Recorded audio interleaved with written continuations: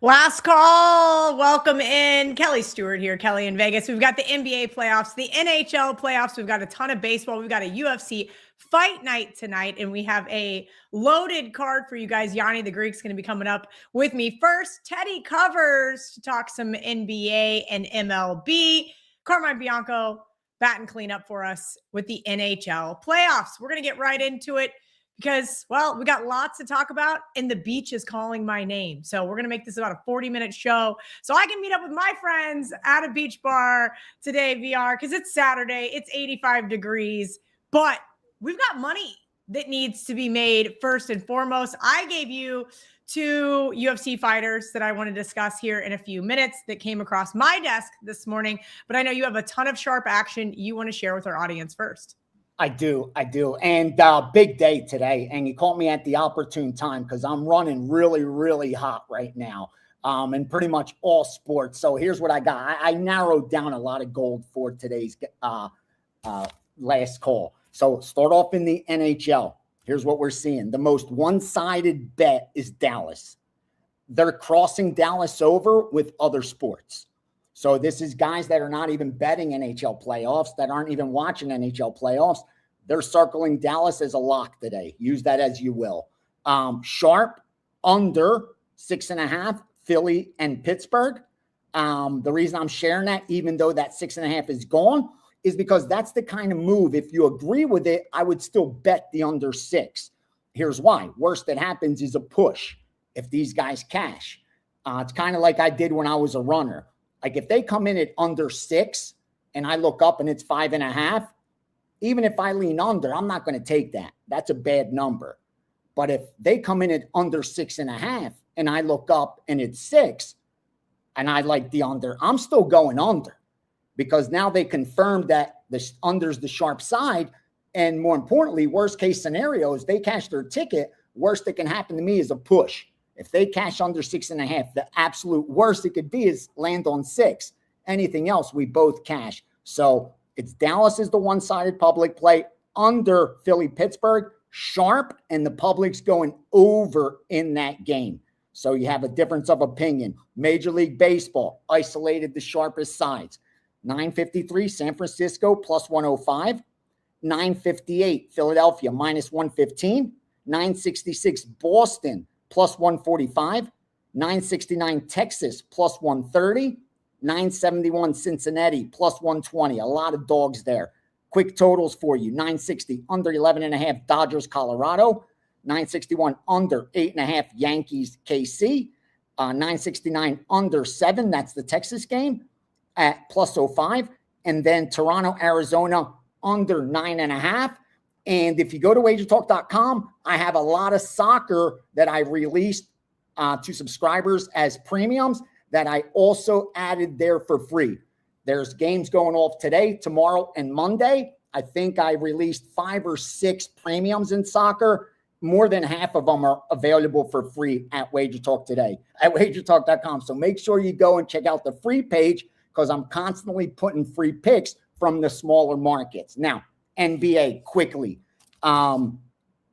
Immediate money came in sharp on Cleveland as soon as that 7 went up. That's why you're looking at 8 right now. Also over 219.5 and 220. Public's kind of betting Toronto in that game. They're taking the points. They're taking the 8. Sharps laid the 7. Minnesota, Denver, one-sided Denver money from the betting public. I did see some sharp money at minus 5.5, but keep in mind, I saw that throughout last year's playoffs, and I noted it, that the more public teams, especially when playing at home, especially in these game ones, the sharps are getting out ahead of the market, meaning by betting the favorite, you could then come back and work a middle or maneuver if you want, forgive me. Just that kind of busy day. So that's why I'm a little cautious to say like that's a legit move, because later in the day, I wouldn't be surprised if it goes up to 7 if you saw Minnesota plus 7 get bet. Total, they bet the over 230.5 at opener, got the 232. That's where we saw some under money. Atlanta and New York, one-sided New York money from the public. Haven't seen anything sharp on the side or the total. And then in Houston Lakers, seeing the public on the Lakers. They're taking the Lakers here. And what else? Under. They're betting the Lakers and under. Haven't seen any sharp money there except the over when it got bet, but then saw a little bit of resistance. And again, this isn't surprising because when you get to the NBA playoffs, you're not going to get a lot of steam on sides and totals. You'll see a lot of, you'll see some, moves, but you'll get most of it in team totals, second halves, props, those more beatable numbers, because again, this late in the season, you expect that the lines to be tight. You don't expect a ton of line movement unless like there's a player out. You're not going to see 2-3 point line movements, which reflects an efficient market, and it should be efficient this late in the season. But because of the narratives coming in, because of the biases of the bettors, is where the books are forced to adjust and where we could come in and find that value like we did last night on both those sides, Orlando and Phoenix. All right, VR, let's talk about a couple of these UFC plays that came across this morning. We all know that you are our UFC guy. You do a ton of stuff with them. Did you film a show for Fight Night? No, not for, I did a podcast, my weekly podcast that I do for UFC. I covered this one, but I didn't do on the line, not doing one till the first week of May. I'm actually going to Newark for that numbered card event, UFC 328, I think. So I'll be doing that live actually from there. But this card very nice in Winnipeg's not bad. I know you have two plays you had. I have two plays that here's my biggest beef with whether it's baseball, sometimes hockey, and especially the UFC. I am not a chalk eating weasel, so I love getting that plus money. There's just something about it. So when I'm laying minus 170 on a UFC fight, it does make my skin crawl. I'll just say that much, because it just seems like, okay, you're laying, 3,400 to win 2 dimes versus you're laying 2 dimes to win 3,400. It's just a different concept for me. So I wanted to kind of get into both of these plays with you, see if you even agreed, and then how you think that I should be betting them. Because I bet them straight, and then I did a parlay of 2 teams, and I want to know if that was the wrong answer. John Castaneda was the first play. We laid minus 155. Then Jamie Lynn Horth minus 170. Now, I know both of those have moved because, well, they got played by a sharp group. So yeah. I got down on those a little earlier. I didn't beat the great number, but I want to talk about both of those fights. And then, do you think it was the right play to play? So basically I did 1 unit on each fight separately, and then I did a half unit on the parlay. And I think I might have added too much to the parlay. If we're being frank. We always do. But I wanted to kind of see how you would bet if you had 2 UFC fighters or 3, when you start getting in these, $2 money line favorites. I know these are not quite that high. How would you recommend people bet these fights? Just on a regular week in and week out basis? Great question.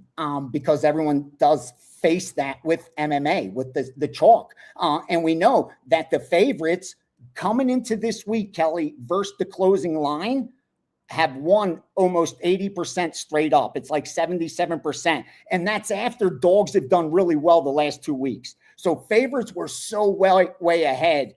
Are already 3 months into the year. So again, if you're betting dogs, you haven't made a lot of money when 8 out of 10 favorites are getting there. In this fight, Castaneda, I like Castaneda. It's definitely the sharp side.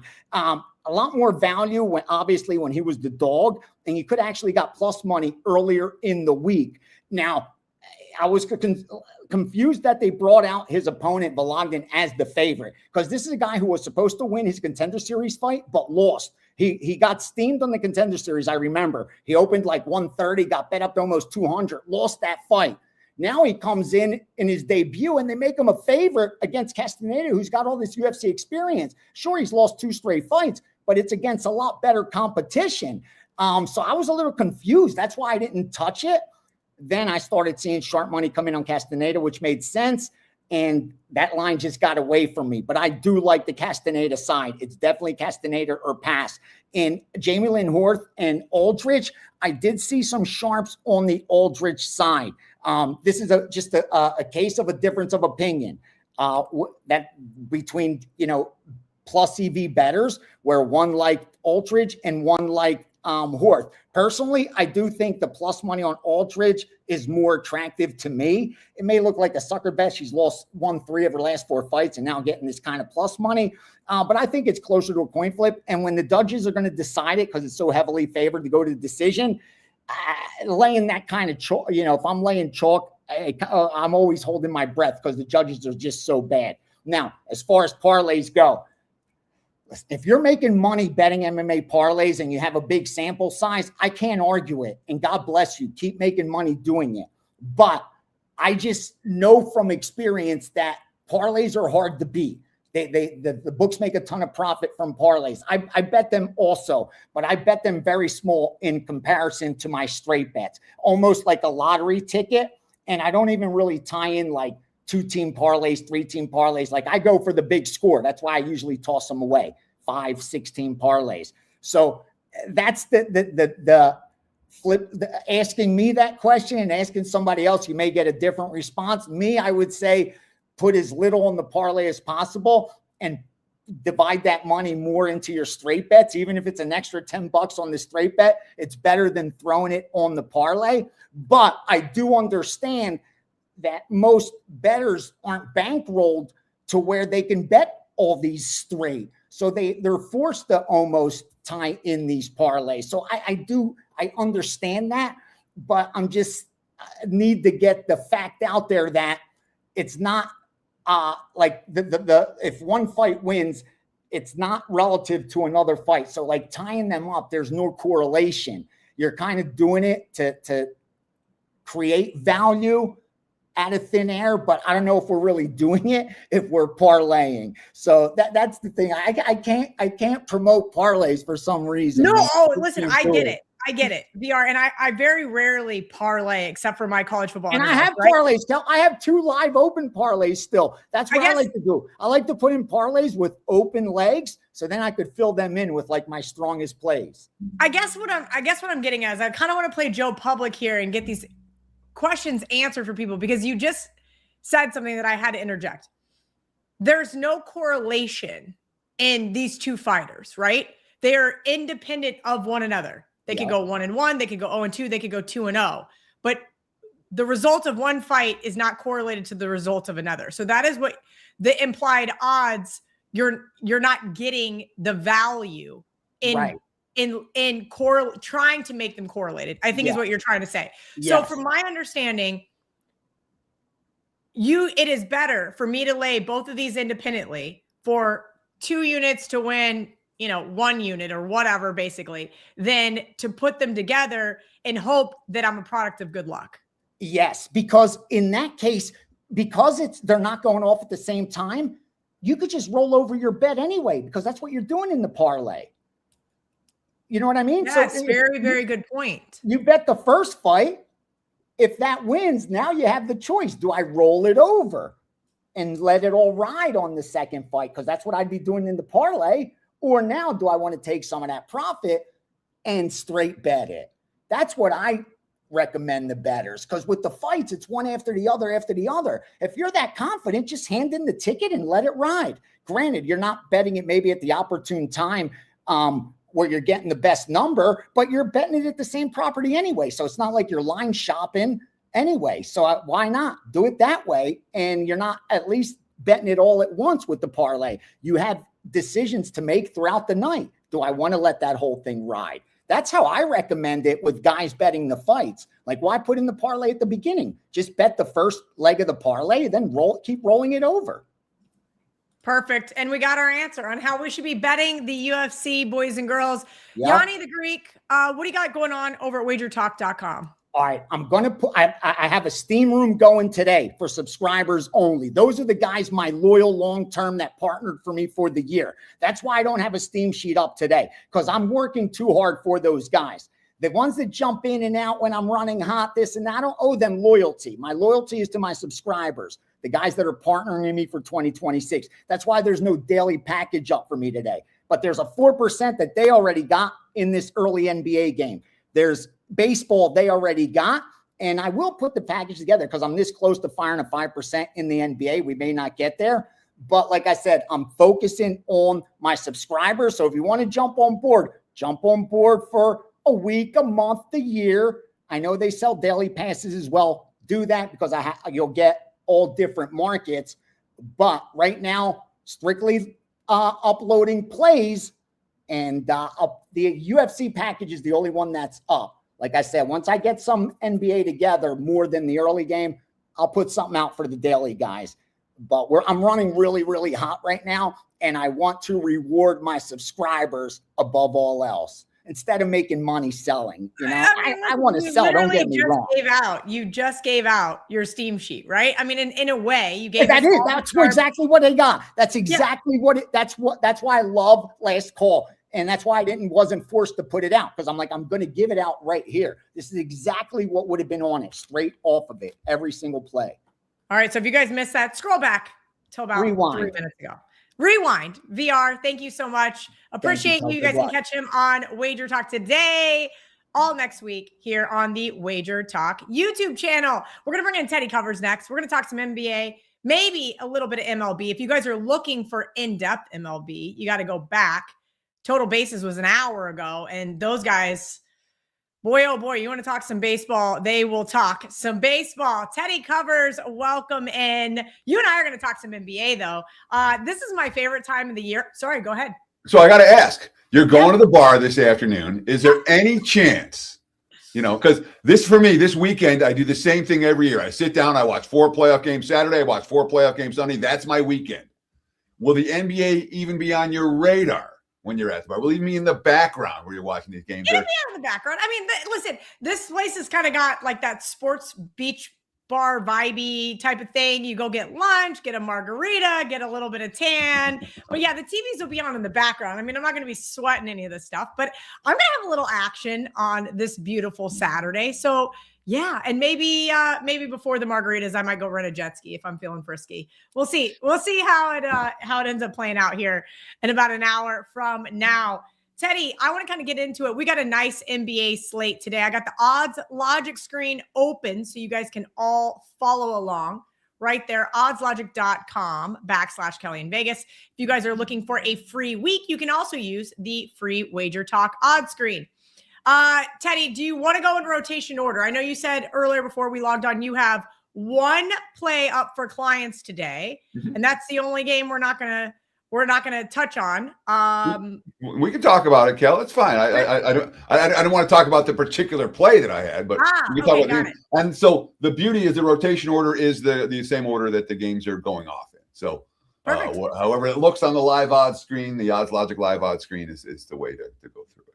I love it. If you guys have a question regarding the NBA or a couple baseball games, Teddy can answer those for you. Otherwise, we're just going to go right down the list. VR had mentioned that everybody was on the Raptors. That game is up first here in about a little less than 2 hours, Teddy.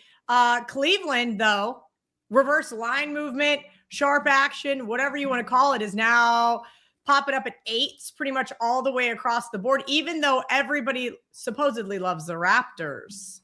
Yeah, so I respect Gianni and what he does. I don't always agree with his assessment of how he breaks down line moves and who's on what. And this is a game where clearly the sharp money came on Cleveland at the open. And there is certainly some public support for Toronto. But is this a game where every public bettor is lined up on the Raptors and the reverse line movement saying you got to take? No. And if you're worried about that kind of stuff, the reverse line movement stuff, again, in my mind, there are much better ways that you can handle your handicapping capacity than worried about, the line moved a half point this way, but the wise guys bet at that. It's like, figure out the matchups, figure out the history, figure out the nuances, and that'll give you a lot more chance to win than worrying about reverse line movement. That being said, of the 16 NBA playoff teams, one of the 16 stands out as being priced differently now than they've been priced for the last 6 months. And that team's the Cleveland Cavaliers. If you're putting just your base powering number for Cleveland at the end of the season, and your base powering number for Toronto at the end of the season, you ain't coming up with 8.5, because that's not the way Cleveland was playing. But the betting markets are saying the Cavs have a switch. We can expect it to be flipped. And it's very, very clear for this one. We've also seen, normally, we see nothing but under money for game ones. The markets. Teddy, was that you? Sorry to interrupt. Was that you that had a video on Instagram about that? I think I saw that on the WagerTalk Instagram. You talked about first round unders. Sure. Can you elaborate for our audience on that? Sure. So the concept is that when you have the regular season, you have all of these crazy high scoring games. The last month of the regular season, nobody plays any defense. The last 2 weeks of the regular season, they play even less defense. So you get these totals that tend to be really high when you're looking at the standard methodology of creating NBA totals, which factors very heavily. Last 5, last 10, current pace, et cetera, et cetera. When the postseason starts, all of a sudden the defense is there, and it's there at a high level. So we often see these game ones of round one stay under the total, and oftentimes stay under the total by margin. And I really don't look to bet overs in game ones because of that. That said, this year, as much as any year that I've ever seen, the markets have really adjusted these game one totals down from what we've seen in recent weeks and in recent months. And we haven't seen any under money come in. Not a single game have we seen significant, maybe some Philly Boston, but really that's it. Everything else from the openers is either neutral or has been bet up, which tells us this year the odds makers did a better job at adjusting their numbers than they have in seasons past. One other thing I talked about in that video, Kel, and it has no relationship to game ones, but it does conceptually something that people would be maybe interested in, is that when you talk about as a series progresses, by game, in particular, game 5, game 6, and game 7, everybody knows what everybody wants to do. However the series is played, we expect it to slow down. And again, when I'm playing games 5s, game 6s, game 7s, not like I never play overs, but the prevailing trend is look to unders the longer a series goes. And that's, you got to have a good reason to play an over in a game 5, game 6, or game 7, as opposed to, all right, there's obviously nothing in play today, but game ones and then late in the series, we look for unders. All right. We will have those circled, something to keep in your back pocket. Maybe talk you off and over, maybe talk you into an under. Minnesota is in Denver. They are a 7 up to 7 exactly. point underdog. Excuse me. That was the opener there on the odds logic screen. 6.5s if you like the Nuggets, still available, but most of them are juiced outside of it. Looks like Hard Rock or some prominent non-US books. We'll leave it at that. 233 is the high total there at Circa, Teddy. You just mentioned those unders, but no one wants to take this one under. Not yet, anyway. Although it's a play, but the over money is coming because Anthony Edwards is expected to play. And Denver, for the price range that they're in. And by the way, let me be very clear. You talk about the odds logic live odds screen. The beauty of this screen is that you don't have to shop around and open 15 different apps. I'm assuming that if you're betting sports seriously, you're taking the time to watch a show like this, that you have every single sports book that's legal in your state and money in those accounts. I'm assuming that you guys are sharp enough to do that. But when you look at the odds logic live odds screen, boom, it's 5 here, it's 5.5 there, it's 6.5 here, it's 7 there. You can open the right book, boom, right away, bang, your bet's in. It's a legitimate edge. And of course, if you're playing a game like this, if you're playing Denver, you better lay 6.5. You're taking Minnesota, you better take 7. Both lines are widely available.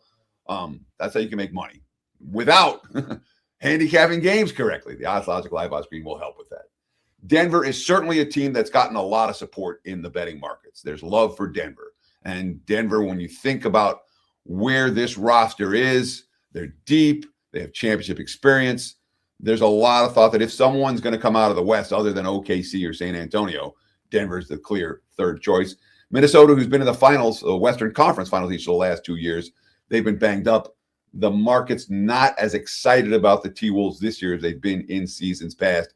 Edwards expected to play today, as is McDaniels, and I believe Naz Reid as well, all of whom have been banged up. Nonetheless, we've seen a lot of money for Denver in a game that I think might be highly competitive. I'm not impressed with Denver on the defensive end of the court, and certainly this highest total of the game one of the first round tells us that you shouldn't be too impressed with Denver defensively either.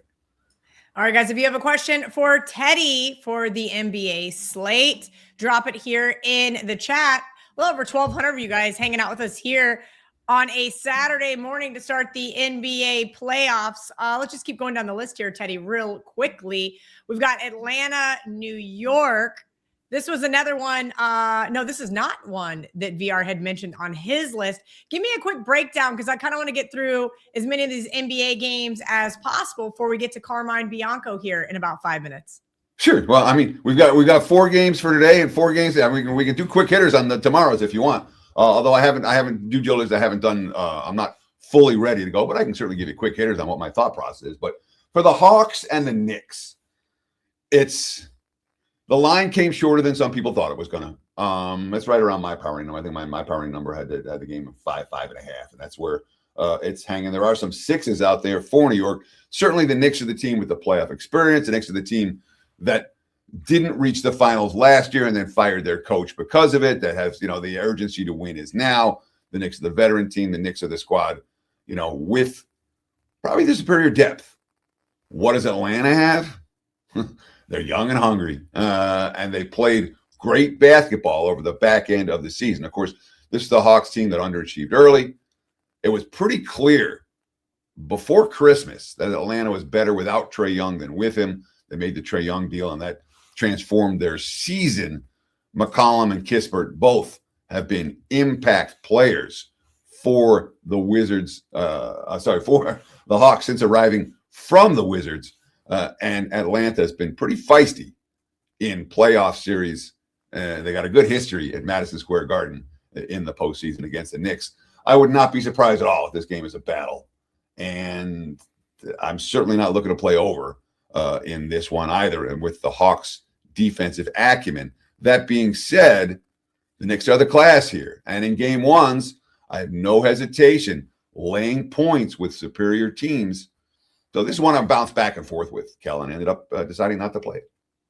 Yeah, and that's fair. And that's kind of what happens when there's only 4 games on the slate for today. Teddy, here's an interesting handicapping question. Can we talk about NBA series betting, maybe some teams to advance?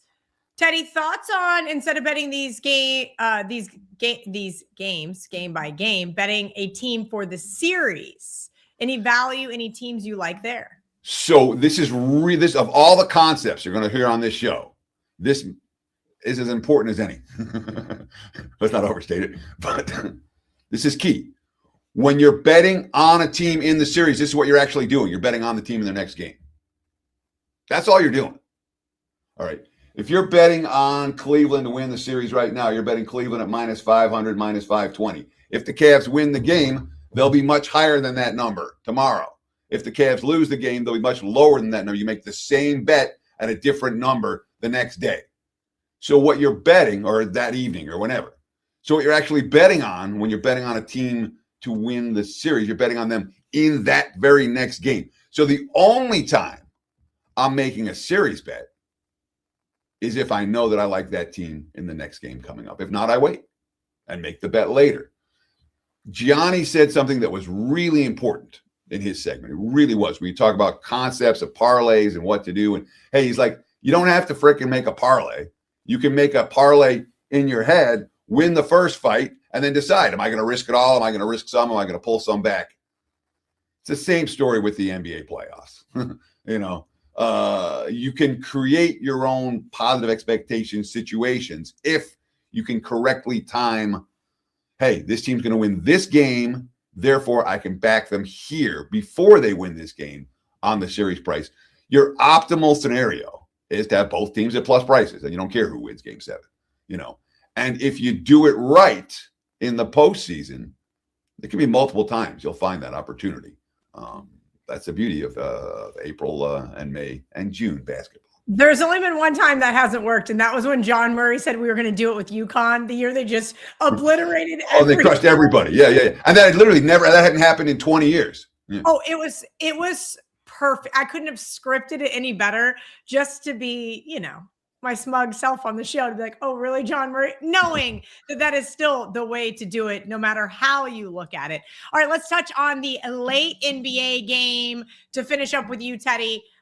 Houston is headed to the Lakers. They are 4.5-point road favorites, some fives. But I think it's interesting that there's a couple off-market 4.5s at some of what I would call the square books. Any thoughts on this side?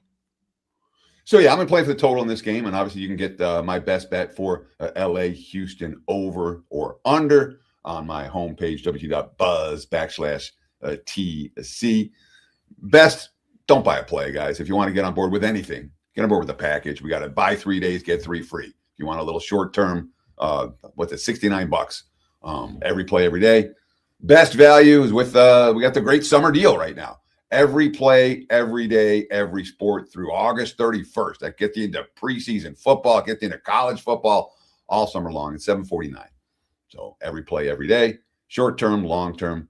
Don't get on board with a play. Get on board with a package. That is my advice. That being said, the Rockets and Lakers, like I said, I'm involved with the total. We have seen over money in that ball game this morning, and then following the over money, we've seen under money come back in on that one. From a side standpoint, at a couple of recreational books, we are seeing 4.5s, mostly 5s out there for Houston. The Rockets' full season stats, kind of like Cleveland. When I talk about teams that you look at the powering numbers and you go, yeah, but Houston's regular season stats are not as where Houston's going to be priced in the postseason. They're going to be priced higher. And they did, the Rockets. I remember when it happened. They were on a road trip. They got blown out they lost to Chicago in the first game, and they got blown out in the second game, and they had a team meeting. And since that team meeting, Houston's been bet on in every way. I wonder how when you talk about how the Lakers can attack this defense, how the Lakers can win on the glass in this ballgame. LA has some matchup problems that JJ Redick's. If he can win, if he can make this series competitive, we give Redick credit because there's some clear matchup issues. And again, the most important factor in the NBA playoffs, health. Nothing else matters more than health. The Lakers are without their 2 best players. Sorry, LeBron, but Lakers are without their 2 best players, and that is likely to be problematic in this series. Teddy, are you saying that LeBron is not one of the best Lakers players? He's the 3rd best Laker player. I love it. I love it. I love it. That's going to get the comment section going. Teddy covers at Teddy_covers.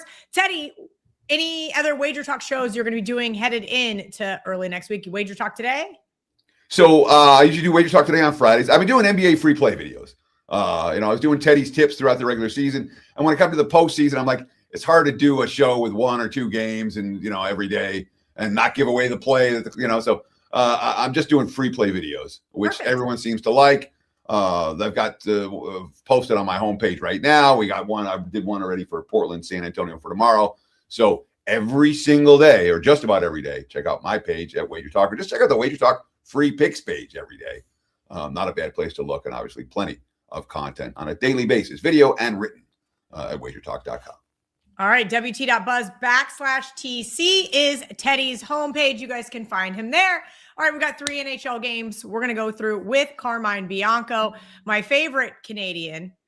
Welcome in. I got to get Teddy out of here. This is why I'm not supposed to be a producer, but I'm trying to save the company some money during the slow season. I mean, there's only 1,500 of you guys watching me make mistakes and having only one ring light working this morning. It's been fun, Carmine, being my own producer. I'm learning so much. I'm ready for that margarita at the beach bar, but we've got 3 hockey games today. We got 4 hockey games tomorrow. I know you guys just did a huge hockey show for the playoffs. Puck Time. You, Andrew McGinnis, and Terry Edelman. Tell me about that real quick. Yeah, that was a great one. Over an hour long show. We broke down every series who we thought would win the series. Some different ways of playing the series. Ones that have bigger prices with bigger favorites. There are other options on how to play. You can actually take games handicaps in them as well too, which we can mention if anyone is interested in the chat. And then we came up with who our picks were to make the Stanley Cup. So I'm sure I'm going to piss off more than a few people, but wait till you see the video I have posted or coming soon. That's really gonna rage bait everyone. And I'm done with margaritas. I just got back from Turks and Caicos, 7 days. Load management. Yeah, it's more Stacy. Yeah, she's a lightweight, and getting her, back to the room pretty much every single day from the beach was a handful. Well, it happens. Listen, the sun, the sand, the sea, and the tequila will get you on vacation. Let's go real quickly here. I just want to go in order of start time. Go to the odds logic screen, and we can go right through these 3 NHL games today. Carmine, I want to talk about the Ottawa Senators because the puck drops there first, 3 p.m. Eastern in Carolina.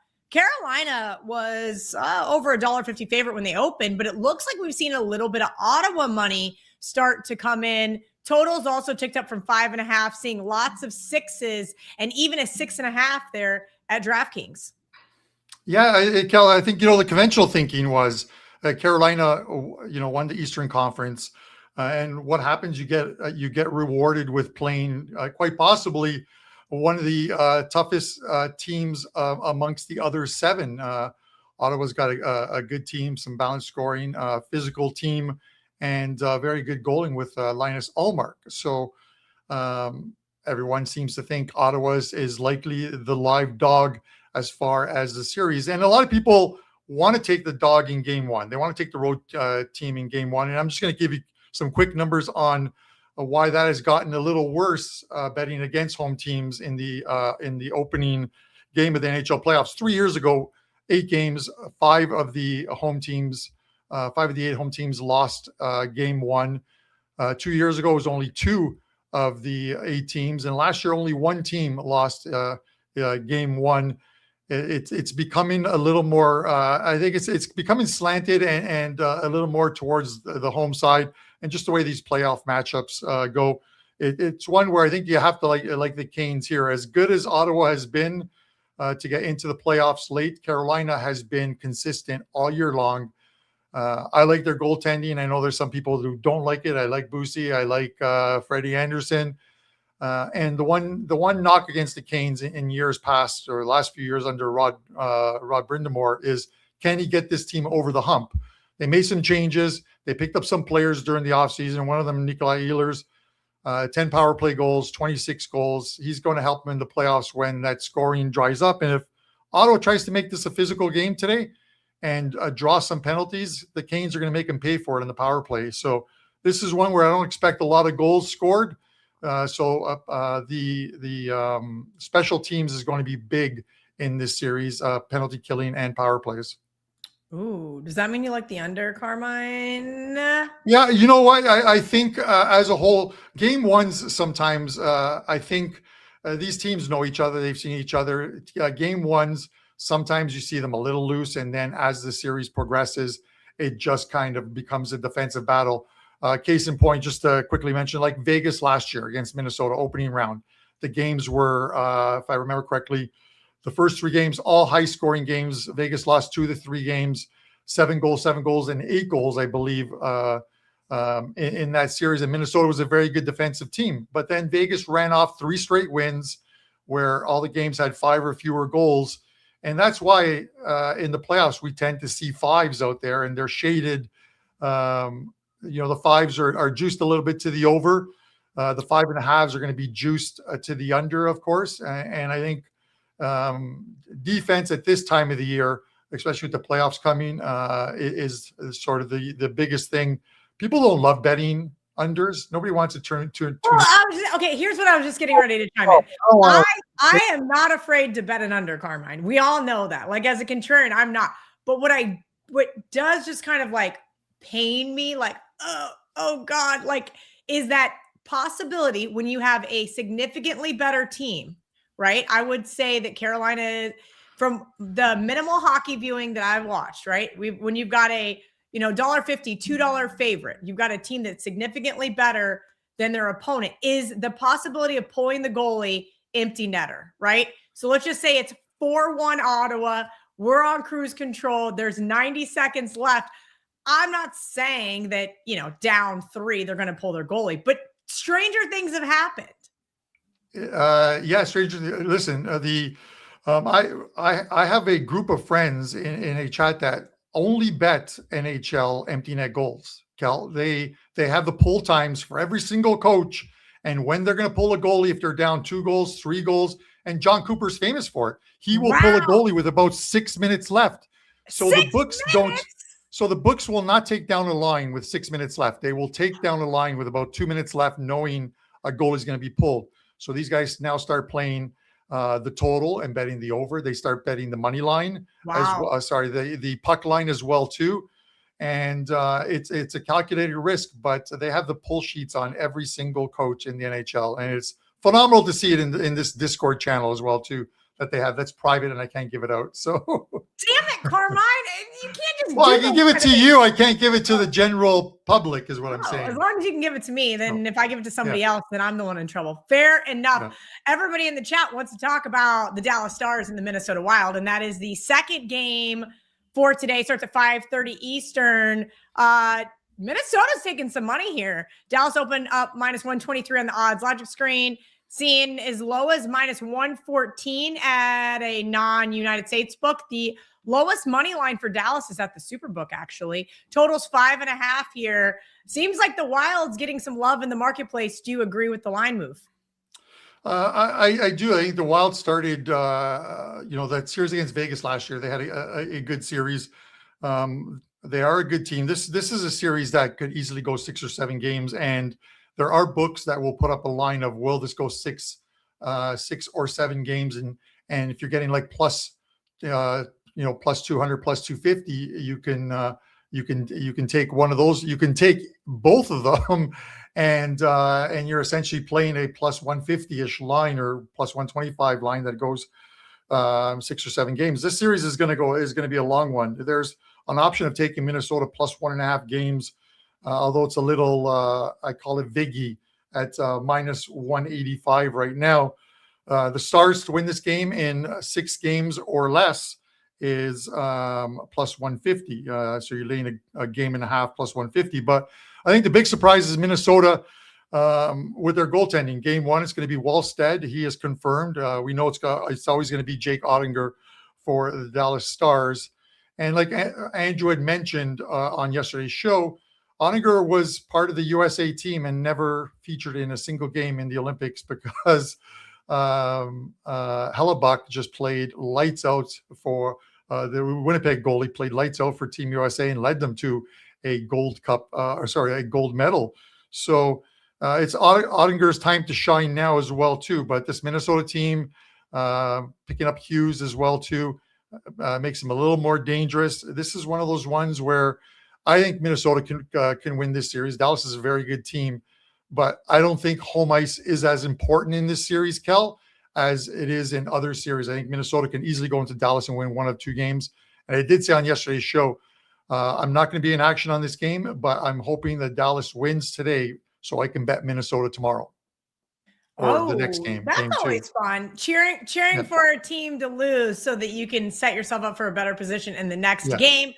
Carmine, really quickly before we get into Philadelphia, Pittsburgh, what do you got going on over at WagerTalk.com? Yeah, so 3 plays in the NHL. 2 of them today. I have a 5% play up in the NHL for tomorrow. A 3-0 start with 5% plays in April. So this will probably be the last one. Soccer which is running fantastic. Number 1 at WagerTalk in soccer, and just in time for the World Cup. So I'm up about 50 units on the year in soccer, and I have a huge publication that will be out in about 2 to 3 weeks time, a betting guide, 30 pages on how to bet the World Cup. It is a little different this year with a different format. The Italians aren't in, but I'm still going to enjoy it nonetheless, Kel. So I am definitely looking forward to it. A great deal from the office, Puck Time 50. Puck Time 50 gets you $50 off all the NHL playoffs. It's normally $175. You can drop that to $125 by using that coupon, Puck Time 50. And you guys have, as you mentioned, a hour-long video on all things NHL playoffs. So if you guys are looking for a deeper dive than just today's game, head over to the WagerTalk YouTube channel and check that out. Talk to me about the Flyers versus the Penguins, Carmine. Yeah, this one, the Battle of Pennsylvania. These teams have not met in the playoffs since 2018. It is always a good one because these teams just absolutely hate each other. It is kind of like the Toronto-Ottawa, Toronto-Montreal rivalry series. These teams do not like each other. So it could get a little physical. The Flyers were playing extremely well towards the end of the season. Dan Vladar is playing absolutely fantastic in goal. Kelly, the mystery in this one is going to be Stuart Skinner for the Pittsburgh Penguins, their starting goalie of the Edmonton Oilers the last few years. Do we get the playoff Skinner who doesn't do very well, or do we get the regular season Skinner who does well? It's sometimes that form during the regular season does not carry over into good form in the playoffs. And Skinner, unfortunately, takes the brunt of it, even though the defense for the Edmonton Oilers hasn't been the greatest. I'll give Kyle Dubas, former GM of Toronto, credit. He came over with a team that was pretty much maxed out as far as salary cap goes, and built a pretty good, solid 6 defensive corp there. So that can only help the goalie in this instant. I think Philly's a live dog to win this series at plus 140, but I would likely take this series to go 7 games. I think this one goes 7 games. You get a fresh Sidney Crosby, Geno Malkin, Chris Letang, and of course Brian Rust, all guys who are rested or load management the last 2 or 3 games of the NHL season when Pittsburgh was locked into their spots. Smart play by Dan Muse, who did a fantastic job in season 1 as coach of the Pittsburgh Penguins, and he's one of the nominees, I think, for Coach of the Year, although I think it belongs to Lindy Ruff of the Buffalo Sabres. All right, Carmine Bianco, tell me what you got going on this week over at WagerTalk from a video standpoint. You guys are going to do a puck time every single day. Are you on WagerTalk today? What else is going on?